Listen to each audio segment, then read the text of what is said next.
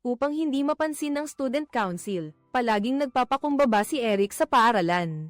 Ngunit isang pagkakataon, nagalit niya ang ilang tao sa student council. Sa gabing iyon, dinukot siya ng mga ito at binugbog ng marahas sa damuhan. Pagkatapos, walang awa nilang ibinuhos ang isang palanggana ng mainit na tubig. Sa kanya, nais nilang gamitin ang masakit na aral na ito para mapilitan siyang magpakumbaba. Gayunpaman, hindi pa iyon sapat. Kumuha sila ng isang balde ng tubig na may yelo at ibinuhos diretso sa ulo niya. Kahit nanginginig at nagmamakaawa si Eric, walang sino man ang naglakas loob na tumulong. Sa paaralang ito, halos nilalamon ng student council ang buong paligid. Kahit ang mga guro ay kailangang magbigay daan sa kanila. Bago umalis, hindi nakalimutan ng student council na magbigay ng banta. Malinaw na haharapin mo na ang pangalawang pagtuturo sa iyo, upang harapin ang agresyon ng mga estudyante. Hinaharangan ni Eric ang pinto gamit ang libro para hindi ito mabuksan. Kumuha siya ng patpat na kahoy para ipangtanggol ang sarili, pagkatapos ay pinatay niya ang ilaw. Sa silid, tanging ang bahagyang dilim at ang tunog ng malakas na pagpihit sa doorknob na lang ang natira. Naging seryoso ang tingin niya, determinado siyang hindi aatras kahit mamatay pa siya. Ngunit pagkatapos ng countdown na 3, 2, 1, agad niyang tinakpan ang ilong niya dahil sa mabahong amoy. Sa isang iglap, ang silid ay napuno ng mabahong amoy, na nagdudulot ng pagsusuka, sino man ay babagsak sa harap ng kahihiyang ito. Sa gitna ng galit, kinuha niya ang maruruming bagay at binuhat ang timba ng dumi. Tahimik siyang nagtago papasok sa dormitoryo ng student council. Binunot niya ang plug ng ilaw ng kalaban habang ang bulwagan ay nakanganga sa pagtulog. Walang pag-aalinlangan niyang ibinuhos ang maruming bagay na iyon sa mukha niya. Pagkatapos gawin mo, tumakbo ka ng mabilis, naiwan na lang ang mga bully sa dormitoryo na sumisigaw. Tanging si Eric at ang kanyang kasama sa kwarto ang nakakaalam nito. Ngunit pinili ni Eric na umamin, kahit pa sa harap ng buong paaralan. Nagsabi ng isang mapanghamong salita, "Kakaiba, may naamoy ba kayong dumi, mga gago? Naamoy ko ang dumi, mayroon bang hindi naligo ng maayos dito?" Ang mayabang na pinuno ng pulang samahan, paano niya matatanggap ang kahihiyang ito? Parang isang ligaw na hayop na ginising, suntok sa mukha ni Eric ang bawat isa. Ngunit hindi siya gumanti, nanatili lang siya sa pwesto habang tinitingnan ang lalaki ng may matatag na tingin. Ngunit habang kumakalma siya, lalo namang nagagalit ang presidente. Walang sino man sa mga nanunood ang naglakas loob na pumagitna. Ang ganitong karahasan ay tila tahasang pinahintulutan sa paningin ng paaralan. Ngunit sa pagkakataong ito, mali ang napili ng presidente. Dahil bago lumipat dito, si Eric ay isa ring kilalang bully sa paaralan na mahilig makipag-away. Nanggaling siya sa isang sirang pamilya, kung saan ang kanyang ina ay muling nagpakasal sa isang mapang-abusong stepfather. Ang karahasan at puot sa loob ni Eric ay matagal nang naipon at naging isang agos. Palihim na inilalabas lang ang galit sa mga kaklase. At dahil palagi mong sinasaktan ang kalaban ng malubha, hindi na nakatiis at mabilis na nakuha ang atensyon ng paaralan. Nakita ng punong guro na mayroon kang mahusay na mga resulta kasama ang maraming guro na humihingi ng tulong. Kaya nagpasya siyang maging maawin ngunit tila hindi naman ito pinansin ni Eric. Binasag ang orasan sa harap niya ang ganitong kayabangang kilos. Ay nagdulot ng galit sa punong guro at idineklara niyang tatanggalin ka sa pag-aaral doon mismo. At iginiit na walang pampublikong high school ang tatanggap sa iyo. Sa kabutihang palad, alam ng ina ni Eric na hindi naman talaga masama ang ugali ng anak niya. Para makapagpatuloy sa pag-aaral ang binata, na balang araw ay makakaalis sa pamilya, na itinuturing niyang bangungot, kaya ibinenta ng ina ang mga pinakamahalagang ari-arian niya. At halos hindi na makakolekta ng sapat na pera para makapasok sa isang pribadong paaralan ng mga mayayaman na handang tanggapin siya. Ngunit hindi alam ng ina na ang sistema ng klase sa paaralang ito ay hindi naiiba sa isang kulungan. Bago umalis si Eric, isang hiling lang ang meron ng ina para sa kanyang anak, na huwag na itong makipag-away.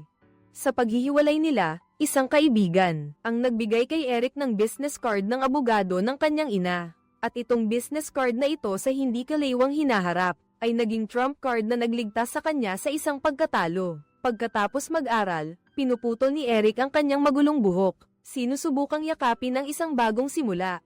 Ang presidente ng konseho ng mag-aaral, bagamat sa labas ay masigasig sa pagtanggap, ngunit sa kanyang mga salita ay patuloy na binibigyang diin ang mga alituntunin at antas. At napakabilis ding inilabas ng taong iyon ang kanyang mabangis na pangil. Sa oras ng tanghalian, isang tanong lang ang itinatanong ni Eric sa katabi niya. Ngunit nang marinig iyon ng presidente, agad niyang sinigawan ang katabi para magpataw ng parusa. Dahil habang kumakain, maliban sa student council, walang sino man ang pinapayagang magsalita, ngunit nilabag ito ni Eric, kaya ang katabi niya ang pinarusahan. Hawak niya ang matulis na takip na salamin, at malakas itong ipinukpok sa ulo ng estudyante para takutin si Eric. Gayunpaman, ang mga pinuno ng paaralan sa tabi ay nagkunwaring walang nakita. Tinitigan ni President Eric ng masama. Pinayuhan siya ng mabait niyang kasama sa kwarto na mag-ingat sa kanyang mga salita at kilos upang maiwasan ang mas malupit na paghihiganti, dahil ang student council talaga ang may kontrol. Sa paaralan, maliban sa oras ng klase, lahat ay kailangang sumunod sa kanila. Ang tinatawag nilang tuntunin ay ang pagsunod ng ibang mga estudyante na parang alipin. Kahit hindi pumapayag si Eric sa kalooban niya, para hindi mabaygo ang ina niya, pinipilit niyang pigilan ang kanyang damdamin. Gayunpaman, pagkasabi pa lang ng kasama niya sa kwarto, dumating na ang mga estudyante sa pintuan. Inutusan ng presidente na kausapin ng pribado si Eric para pilitin siyang yumuko. Inutusan nila siyang maglinis ng sapatos bilang isang uri ng paghamak. Dahil ayaw niyang makipag-away, naghanda si Eric na maglinis ng sapatos. Ngunit tinawag siya pabalik ng isang mas bata sa kanya. Bukod pa rito, hindi ang pares sa pinto ang kailangang itapon, kundi ang mga bulok na sapatos na ilang taon nang nakatambak sa bodega. Hindi na matiis ni Eric na gawin ito, kalimutan mo na iyon. Nagalit ang alalay nang makita ang batang ito na walang galang.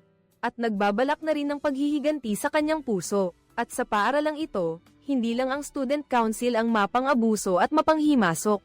May ilang guro rin na minamaliit ang mga estudyanteng nasa mababang uri. Sa klase kinabukasan, tinawag ng guro ang kaibigan. Ang kasama niya sa kwarto ay umakyat sa plataporma at lantaran siyang ininsulto sa kanyang itsura. Tinawag siyang mababa, ngunit sa harap ng kahihiyan. Ang kasama niya sa kwarto ay hindi man lang nagpakita ng pagtutol. Alam niya na kung gusto niyang manatili rito, kailangan niyang mamuhay ng tahimik at mababa. Ngunit si Eric ay nakaramdam ng matinding galit sa lahat ng ito. Pagdaan nila sa pasilyo, sinadya siyang banggay ng mas bata kahapon. Humingi ka ng paumanhin sa akin, bakit ka bumangga sa akin ng ganyan ka bobo? Humingi ka ng paumanhin. Humingi ka ng paumanhin, at hindi ka na namin papansinin kailanman. Sige, ituring ko na hinahamon mo ako na magkita sa ring ng alas 7. Ibubunyag ng kaklase kay Eric na ang tinatawag na one-on-one ay hindi patas. Ang student council ay karaniwang 2 tao ang umaatake sa isa. Si Eric ay nag-iisa at walang anumang pagkakataong manalo. Ang matatalo ay hindi lamang aalis ng may kahihiyan, kundi hahamakin pa ng lahat sa publiko, at kapag tinanggihan ng hamon ay tatatakan ng pagiging duwag. Habang papalapit ang oras ng laban, napapalibutan na ng tao ang ring, walang puwang. Ang ingay sa labas ay nagpapahirap kay Eric na manatiling kalmado. Pinayuhan ka ng kasama mo sa kwarto na mag-isip ng mabuti. Ngunit sa gitna ng galit mo, nagpasya ka pa ring lumaban. Ngunit nang makalabas ka lang ay mabilis kang bumalik. Hindi ito dahil sa takot kay Eric, ayaw mo lang mabaygo sa inaasahan ng iyong ina. Pagkatapos nito ay tinawagan mo ang iyong ina, puno ng pag-aalala at paalala ang kabilang linya. Tinanong ka ng iyong ina tungkol sa kalagayan mo at paulit-ulit kang pinayuhan. Huwag na huwag kang makikipag-away sa iba sa oras na ito, dumating na ang oras ng laban. Ngunit hindi pa rin lumilitaw si Eric, kaya sa harap ng lahat, binigyan ka ng presidente ng titulo na daga. Nanggin TH-FAO nang marinig ang sigawan. Dahil alam niyang hindi sasali si Eric sa tiyak na pagkatalong laban. Pagkatapos ay nagpasya silang dalawa na pumunta sa maliit na kagubatan upang manigarilyo para maibsan ang kalungkutan. Habang naglalakad sila ay nakasalubong nila ang isang babaeng kawani ng kantina.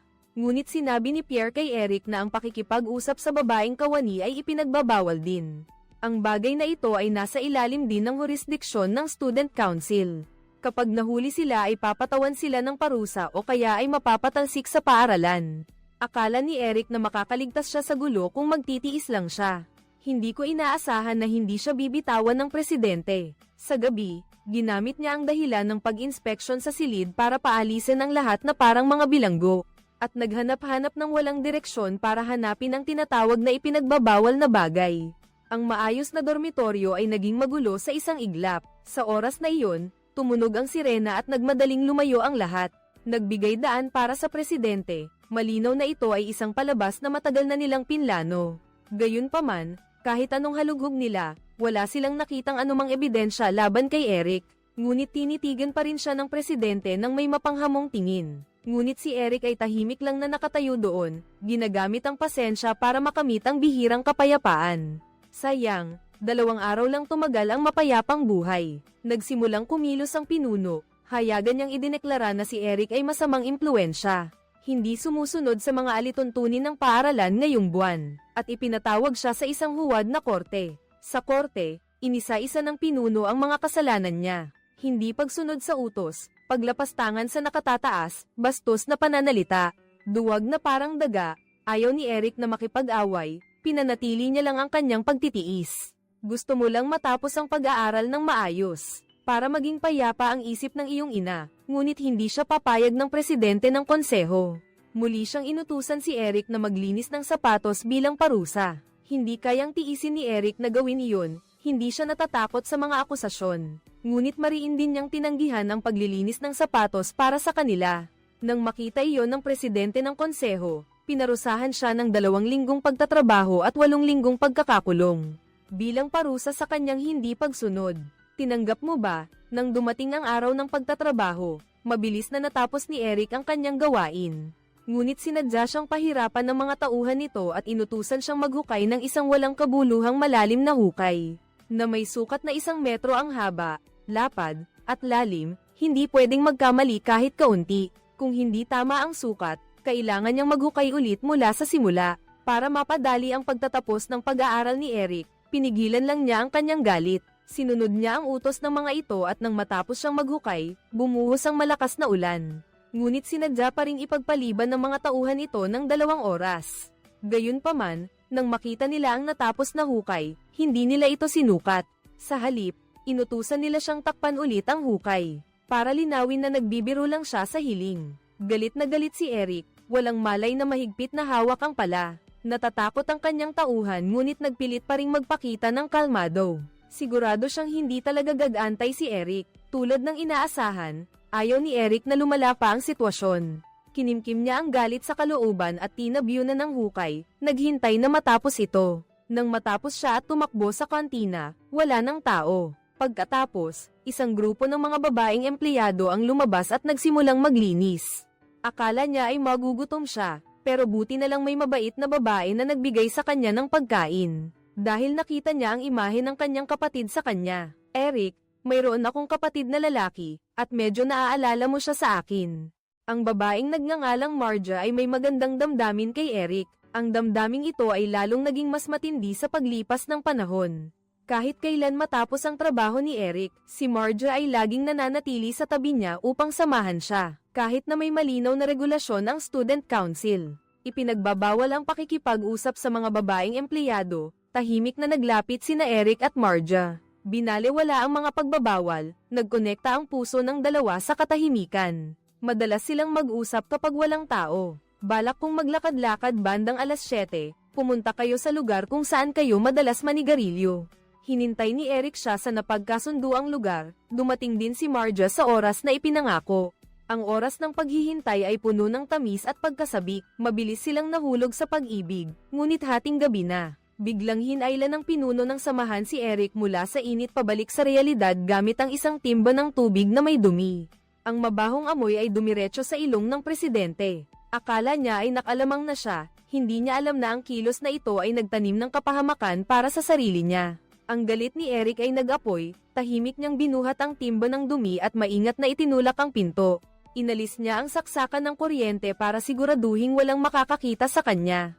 Pagkatapos ay ibinuhos niya ang dumi sa mukha ng presidente. Kinabukasan habang kumakain, sinadya ni Eric na magsalita ng mapang-asar. Matagumpay nitong napagalit ang presidente, at nagsimula itong bali-balitang suntukin si Eric ng paulit-ulit. Hanggang sa bagbog sarado at halos hindi na makilala ang mukha ni Eric, saka pa ito tumigil. Narinig ng principal ang ingay at napilitang lumabas para pigilan ang nangyayari, saka lang hamupa ang sitwasyon. Sa tingin ko sapat na iyon sa ngayon. Ang presidente ng konseho ay labis ding natatakot. Naisip niya, hindi pa rin ba siya apektado kahit ganoon ang ginawa sa kanya. Ngunit hindi pa rin kontento si Eric sa paghihiganti na ito. Magparehistro ka para sa kompetisyon sa paglangoy ng paaralan. Noong nag-enroll ka, nasira mo na ang record ng paaralan. Sa pagkakataong ito, inimbita mo pa si Marja na manood ng laban. Pupunta ka ba bukas? Gusto mo bang pumunta ako? Oo, pupunta ako. Mananalo ka ba kung pupunta ako? Mananalo ako. Mayroon ka bang sapat na tapang? Mayroon ka bang lakas ng loob na manalo? Nalilito siya sa mga sinabi ni Marja. Wala siyang ideya sa konteksto ng kompetisyong ito. May mga puwersang nakikialam, ang kampyonato ay tila nakatakda na para sa anak ng komisyoner ng konseho ng paaralan, ngunit ang pagsali ni Eric sa laban ay talagang isang paghamon sa kawalang katarungan at mga pribilehiyong grupo. Sa araw ng laban, napakaganda ng laro ni Eric, madali niyang nakuha ang unang pwesto sa grupo. Gayunpaman, mismo habang naghahanda para sa finals, isang grupo ng mga masasamang estudyante mula sa mas mataas na baitang ang pumasok sa lounge. At sinubukang pilitin siyang ibigay ang kampyonato sa iba. Nang dumating ang coach sa gitna ng tensyon, pinigilan niya sila at hinikayat si Eric na ibigay ang lahat. Nangako na pagkatapos niyang manalo, walang sino man ang maglalakas loob na galawin siya. Ang mga salitang ito ay nagpatibay sa paniniwala ni Eric. Nagsimula ang finals. Ibinuhos niya ang lahat sa sprint, ginamit ang kanyang kakayahan upang sagutin ang lahat ng pagdududa. Sa gitna ng sigawan ng lahat, nanalo si Eric ng 3 magkakasunod na kampyonato dahil sa kanyang husay. At muli nitong bumasag sa record na 9 na taon ng hawak ng paaralan. Gayunpaman, nang makita ng mga pinuno ng paaralan na si Eric ang nanalo bilang kampyon, hindi maganda ang kanilang mga mukha. Tanging mahinang palakpakan lamang ang maririnig. Biglang tumayo ang presidente at pumalakpak. Mukha siyang hindi masaya sa kanyang kilos na nagpapanggap, na pumapalakpak, nagtatago ng galit at pagkadismaya. Alam ni Eric na hindi titigil ang susunod na paghihiganti. Ngunit naalala niya ang sinabi sa kanya ng coach. Basta't manalo siya bilang kampyon, wala nang sino man ang maglalakas loob na gumalaw sa kanya. Pagkatapos ng panahon ng pagpapatalsik, sa bakasyon, bumalik si Eric sa kanyang ina at inialay ang tropeyo sa kanya. Sa dingding, ang napakaraming kumikinang na tropeyo ay ang mahusay na nakaraan niya. Habang kumakain, ipinakita niya ang kanyang report card sa ina, at ang napakataas na marka ay nagdulot ng mapagkalingang ngiti sa kanya. Gayunpaman, hindi man lang nagbigay ng respeto ang kanyang madrastro, pakiramdam niya ang magandang tagumpay ay walang ipinagmamalaki. At ginamit ang dahilan na hindi pumasa ang kanyang pag-uugali, mabilis niyang binaliwala ang bagay na ito, at mabilis na lumipas ang panahon. Muli na namang bumalik si Eric sa impyernong paaralan na ito. Nakita niya ang mga kaklase niyang may kasamang magulang.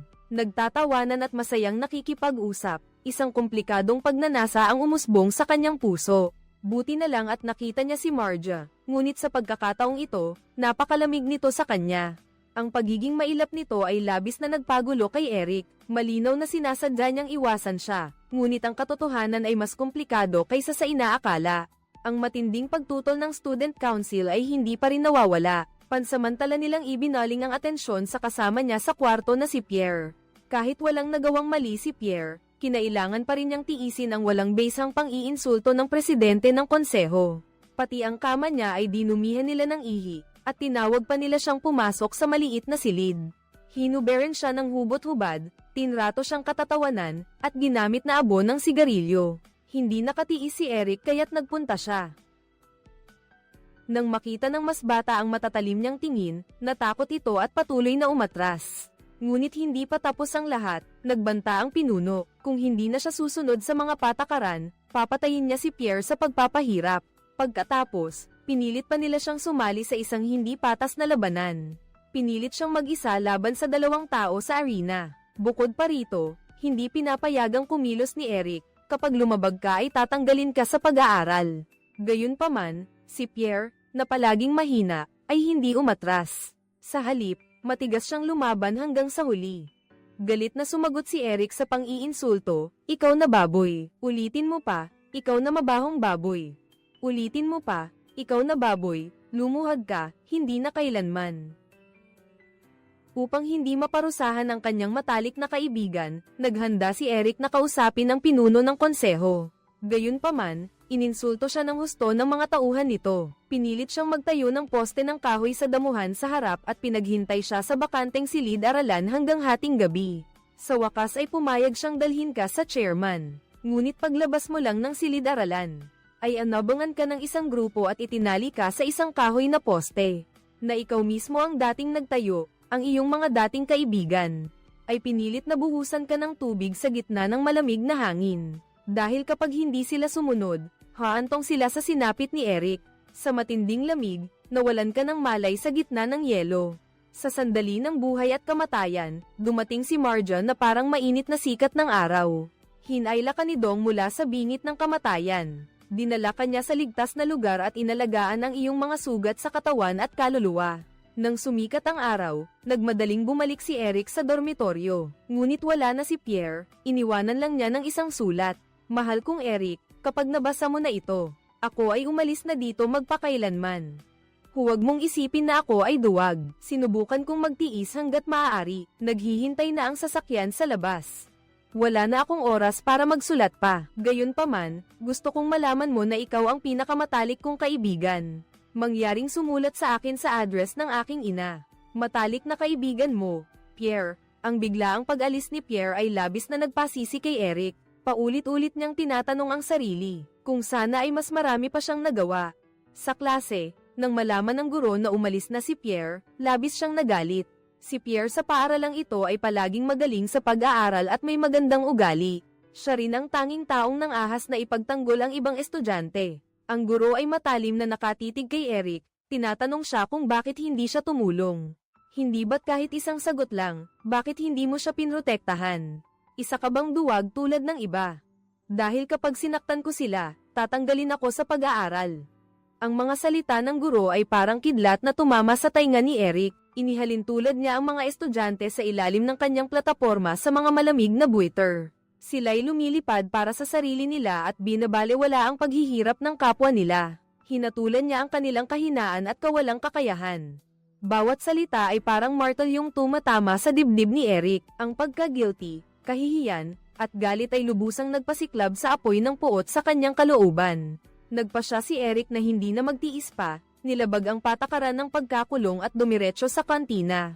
Tumawag ng tulong, hahamunin ko sila pagkalipas ng isang oras. Natawa ang mga alipor sa narinig nila, ngunit mabilis silang magsisisi. Tinatanong ni Eric ang mga nagtakda ng patakaran, ano ba talaga ang maituturing na panalo? Matatapos ang laban kapag may isang panig na umalis. Pwede ko silang bagbogan ng kahit gaano ko kagusto, tama ba? Magsisimula ang laban pagkatapos magsimula ang gulo. Hindi inasahan ng pinuno at ng kanyang mga tauhan ang lakas ni Eric. Nakakatakot talaga nang makita nila ang malamig ngunit matatag na tingin niya. Unti-unting lumitaw ang takot sa mukha ng presidente. Gustong sabihin ni Eric ang lahat ng ito kay Marja, ngunit nalaman niyang tahimik na itong umalis. Ang balitang ito ay labis na nagpagulo kay Eric. Bakit bigla na lang umalis si Marja nang walang dahilan? Makalipas ang ilang araw, sumulat si Marja sa kanya ng isang liham. Gayunpaman, iniulat ng taong responsable sa pagtanggap ng liham ang sulat sa presidente. Siyempre, hindi palalampasin ng presidente ang bihirang pagkakataong ito. Sinamantala nilang salakayin ang dormitoryo ni Eric, naghahanap ng ebidensya at natagpuan nga sa liham ni Marja ang pagbanggit sa pagbubuntis. Huwag kang mag-alala tungkol sa pagbubuntis mo sa akin. Ang puta na iyon ay hindi man lang makapagsulat ng tamang Swedish. Ang presidente, matapos makuha ang ebidensyang ito, ay mabilis na nagbigay ng pressure sa paaralan. Si Eric ay ipinatawag sa opisina ng punong guro. Ang punong guro ay nag-aalala pa rin tungkol sa pagkapanalo sa swimming championship. Tumahimik siya sandali at pagkatapos ay idineklara ang pagpapatalsik sa kanya. Hinarap ang biglaang desisyon, si Eric ay walang anumang pag-aalinlangan laban sa kanya. Mas mahalaga pa sa resulta ang liham, kinuha ng malamig na punong guro ang liham at pinaalalahanan kanya na habang buhay mo nang hindi na mababawi. Ang galit na naipon sa dibdib ni Eric ay sumiklab sa kanyang puso, na nagdulot sa kanya ng matinding pagkadismaya at kawalang kasiyahan. Habang ang pagmamalaki at malamig na panunuya ng punong guro ay naging gatong sa pagputok ng kanyang emosyon. Nang iinsulto siyang sinabi na hindi ka estudyante rito, at wala kang karapatang kumain, ang ngiti ng pagmamalaki sa mukha ng punong guro ay nagpapakita na hawak na niya ang lahat. Ang tagumpay niya ay hindi niya alam na magbabayad siya ng malaki para dito. Dahil si Eric, na pinatalsik sa paaralan, ay wala nang mawawala pa. Pagkatapos magsanay sa pagsakay sa kabayo sa tanghali, Ang presidente ng konseho ay naghahanda ng bumalik sa paaralan nang mapansin niyang may sumusunod sa kanya. Lumingon siya at nakita si Eric na may hawak na patpat na kahoy. Sa oras na ito, dalawa na lang silang natira sa labas ng paaralan, malayo sa dami ng tao at ingay ng paaralan. Isang engkwentro na lang ang naghihintay. Dahan-daang lumapit si Eric at malamig na hinarap ako. Lumuhod ka. Ano ang gusto mo? Gusto mo ba ng pera? Bibigyan kita ng 10,000. Nangangako ako ng 10,000. Bukas ko ibibigay yan sa iyo. Ipinapangako ko sa dangal ng isang marangal na maharlika. Nasaan siya noong inaresto mo kami? Ikaw mismo ang patuloy na nang uudyok sa akin. Direkta mong inutusan siyang tanggalin ang nakakasilaw na singsing na iyon. Ang pinuno ay natigilan sandali, inakala niyang si Eric ay sakim lang sa pera. Ngunit mali pala ang kanyang paghusga sa intensyon ng kalaban. Makikilala nila ang bangkay kung suot nila ang singsing at ngipin. Marahil ay hindi ka matutuwa kapag nawala ang lahat ng iyong ngipin. Ngunit tinitiyak ko sa iyo na wala kang mararamdaman. Huwag kang mag-alala, walang makakaalam. Eric ay hindi kailanman nag-isip na ang mayabang na presidente. Na ito, nang makita niyang nagagalit siya, ay natakot pang ang hindi makaganti, ang buong katawan. Niya ay nanlambot sa lupa, naging refleksyon ng mga taong dati niyang binubuli. Hindi pinili ni Eric na ipagpatuloy ang galit, sa halip ay tinulungan niyang tumayo ang dating makapangyarihan at mayabang na tao. Kalmado niyang sinabi, iba ko sa mga bully ninyo. Pagbalik sa dormitoryo, nag-impake si Eric para umuwi. Nagkataon na natuklasan niya ang isang Swedish law notebook na ibinigay ni Pierre sa kanya, at bigla niyang naalala ang kaibigang abogado ng kanyang ina. Nag-aalangan siyang tumawag sa pag-asang maibabalik ang liham na kinuha ng punong guro, para ireklamo siya. Pagkatapos ay pumunta si Eric sa opisina ng punong guro para bawiin ang kanyang liham. Ngunit tila nawawalan na ng pasensya ang punong guro at nag-iisip ng paraan para paalisin siya. Pasensya na po sa abala. Sino po kayo? Ang abogado ko po ba kayo? Tumawag ako sa kaibigan kong mamamahayag. Interesado rin sila sa sitwasyon ni Eric at nagsisimulang paboran si Eric ang mga pangyayari. Ang punong guro, sa ilalim ng pressure, ay nagpakita ng pag-aalala at pagkabalisa, lalo na nang malaman niyang nanganganib ang reputasyon ng paaralan. Ang huling dangal ay kailangang isuko, ang liham na kinumpiska ay naibalik na. Pansamantala ring pinayagan ng paaralan si Eric na magpatuloy sa pag-aaral. Ang semester na ito ay medyo payapa para kay Eric. Ang presidente ng konseho at ang kanyang mga kasama ay umiiwas sa kanya kapag nakikita nila siya. Dumating din ng tahimik ang araw ng pagtatapos. Sa daan pa uwi, pinunit ni Eric ang maruming badge ng paaralan sa kanyang dibdib na parang gusto niyang punitin ang mga kaiyahiyang nakaraan na iyon. Sa loob ng ilang panahon, sinundan niya ang address sa liham upang hanapin si Pierre. Siya ay mag-aaral sa ibang bansa, ito ang hinaharap na layunin na palaging hinahabol ni Pierre. Mula sa pag-uusap ng dalawa, makikita ang pagmamahal at paggalang. Sa kanilang mga salita, nagbigay sila ng magagandang hangarin sa isa't isa bago maghiwalay. Kahit hindi nila alam kung kailan sila muling magkikita, pareho silang naniniwala na ang pagkakaibigang iyon ay magtatagal tulad ng mga bituin na nagbibigay liwanag sa paglalakbay ng buhay ng bawat isa. Nagtatapos ang pelikula dito. Ang pelikulang ito ay pinamagatang Evil. Ano ang inyong naramdaman pagkatapos manood? Mag-iwan ng komento sa ibaba para malaman namin, ha? Salamat sa inyong pagsubaybay. Paalam at kita-kits ulit.